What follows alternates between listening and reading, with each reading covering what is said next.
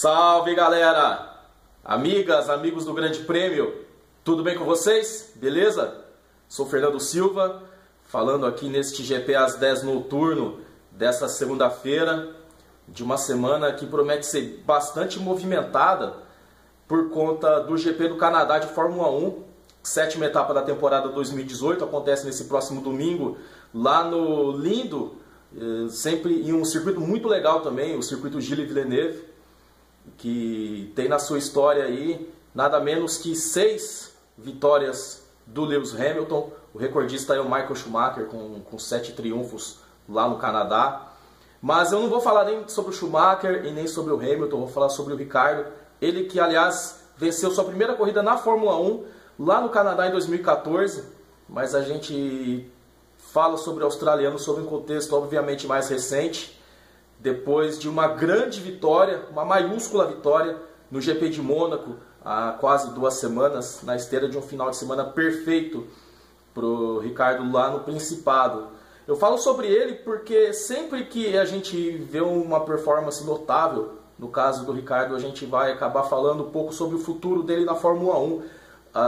Nós sabemos, é sempre bom lembrar, o contrato dele com a Red Bull vai até o fim dessa temporada.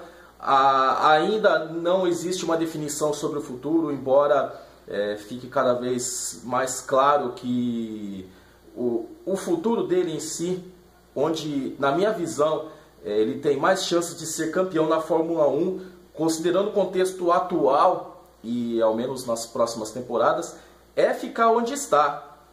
Eu vou justificar minha opinião para vocês, porque o melhor para Daniel Ricciardo, em termos até de lutar pelo título, é ficando na Red Bull.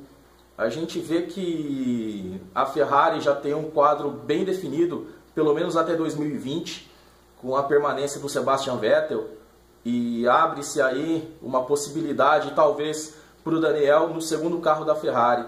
Só que nós sabemos o modus operandi de como o pessoal costuma trabalhar em Maranello, sempre privilegiando um piloto, e no caso esse piloto é Sebastian Vettel, aquele que vem sendo forjado há muito tempo para ser o sucessor de Michael Schumacher na Fórmula 1, coisa que o Fernando Alonso não conseguiu nos seus anos de Ferrari, e tampouco o Kimi Raikkonen, que é um segundo piloto de luxo lá na equipe italiana.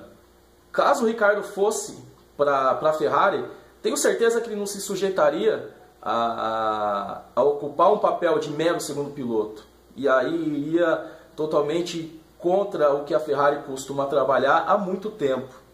E a Mercedes vive também essa indefinição sobre o futuro de Lewis Hamilton, ainda não renovou seu contrato, o vínculo dele também vai até o fim desse ano, fala-se muito em renovação até 2020, nada acertado ainda, dizem que são pequenos detalhes, só que todos esses detalhes, na verdade, já vêm sendo discutidos há muito tempo. Falou-se até, inclusive, sobre o anúncio dessa renovação de contrato no GP da Austrália, e não aconteceu, e já estamos no meio do ano e nada ainda foi definido. Então, surge uma questão no ar também. Qual será o futuro do Lewis Hamilton na Mercedes e na própria Fórmula 1? Também estranha até essa indefinição toda pela renovação de um contrato que parecia e parece ser certo. Mas o que também parece é que a Mercedes não vai abrir mão de colocar lá na frente, caso o Toto Wolff opte pela saída do Valtteri Bottas ao fim do ano, não parece que eles vão abrir mão de colocar um piloto vinculado à Mercedes no segundo carro. Não parece ser o Pascal Wehrlein, até porque ele já voltou para o DTM, deixou a Fórmula 1, mas tem o Esteban Ocon na boca aí, é o piloto que está sendo trabalhado para o futuro da Mercedes, tanto até que teve toda essa polêmica em Mônaco, que ele abriu passagem para o Hamilton trilhar o caminho dele rumo ao pódio, lá em Monte Carlo. Então parece que o Esteban Ocon é a bola da vez lá na Mercedes, por causa de uma vacância aí do segundo carro, aí da segunda vaga, se o Valtteri Bottas deixar a equipe. Então não me parece realmente que a minha Mercedes seja realmente o destino provável do Daniel Ricciardo, e mesmo a Ferrari, caso abra uma vaga, se o Kimi Raikkonen deixar a equipe no fim do ano, não parece ser também o lugar onde o Daniel Ricciardo vai poder lutar pelo título de igual para igual com o Sebastian Vettel. Então, realmente a Red Bull ela surge como a única alternativa possível para o Daniel Ricciardo lutar pelo título. A gente sabe que tem a questão dos motores. A Red Bull ainda não se decidiu se vai ficar com a Renault, que é renomeada para Tag Heuer, né? Em alusão ao patrocinador dela, ou também a indefinição sobre usar ou não os motores Honda na próxima temporada. Nisso também reside aí uma das preocupações da equipe e um dos focos em que o pessoal lá da Áustria vai trabalhar nessas próximas semanas para definir, e depois em si definir a permanência do Ricciardo. Na minha visão, ele deve permanecer, até porque se o Max Verstappen é o futuro da Red Bull, o Daniel Ricciardo é o presente. Então ele tem que continuar, até porque é uma grande chave para levar a Red Bull de volta à trilha dos títulos mundiais, algo que não acontece desde 2013 com o Sebastian Vettel.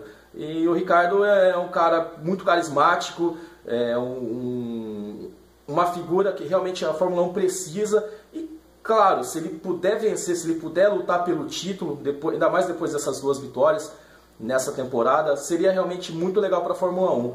Eu particularmente tenho uma lembrança afetiva muito legal com o Ricciardo, porque foi o primeiro cara que eu fiz, minha primeira entrevista exclusiva na Fórmula 1, foi em Interlagos em 2011. Ele estava na HRT, a Red Bull colocou lá no lugar do Narain Karthikeyan para fazer a metade final daquela temporada como aprendizado, e aí ele foi evoluindo, foi para Toro Rosso, e aí está onde está hoje.